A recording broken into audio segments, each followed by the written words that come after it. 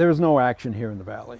Um, the memorials enumerate those individuals that served in that war from Waitsfield,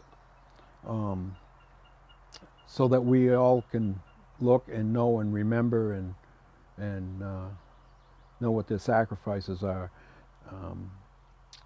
Most of the memorials have a little star by those people who did not return. Not all of them. Maybe something that should be done someday. But a lot of times there'll be a little star or something indicating those that gave their full last measure for us. Waitsfield was discovered by General Waite during the French and Indian War. His company traveled through this valley, going from one spot to another, and he liked the valley, and so it was because of the war, the French and Indian War, that General Waite came back here with his family and friends and settled the valley, Waitsfield. But fortunately, we never have seen any. Other than Indians, there was some Indian activity here, but I don't think anything too drastic. That's probably the only confrontation that I can think of. But that was very, very modest, thank goodness. Well, the Revolutionary War Memorial for Waitsfield is at the Mill Hill Cemetery. That's the one just beyond the covered bridge on the hill there. A simple rock that's been stood on end and a bronze plaque attached to. I have several relatives on that one. We don't have a memorial for the War of 1812, though we did have a company that marched from the valley here to Grand Isle to engage Burgoyne at Plattsburgh, Battle of Cumberland Head. We don't have one for them. I'd like someday maybe see if we could. The Civil War Memorial is in front of the old Oddfellows Hall.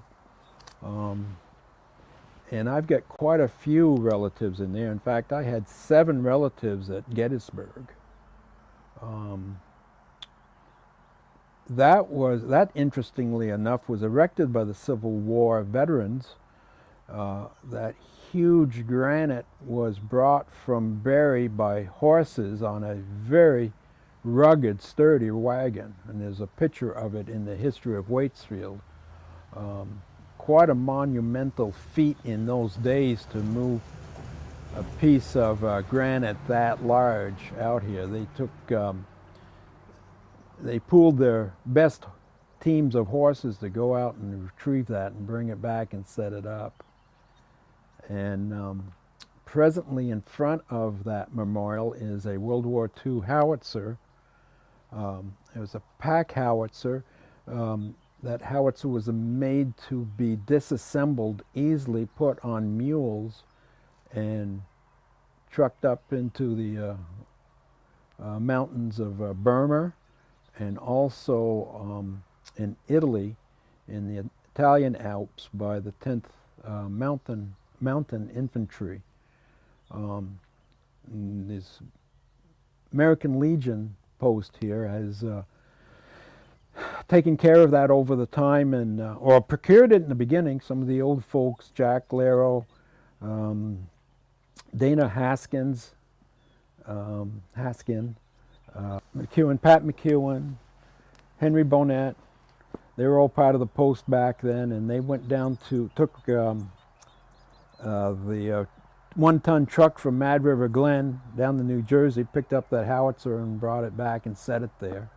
And it's been there ever since, except for a couple of times I removed it to get it painted. So that's right there. The World War I and II memorials are right next to the library. Korean War and Vietnam is next to the church. Very prominent, very prominent. And the American Legion post here in town tries to see to it that they have a flag on each memorial each year, and maybe a geranium, or a nice red geranium we try to put on it. And sometimes in the winter, getting close to Christmas, we'll put a wreath on them.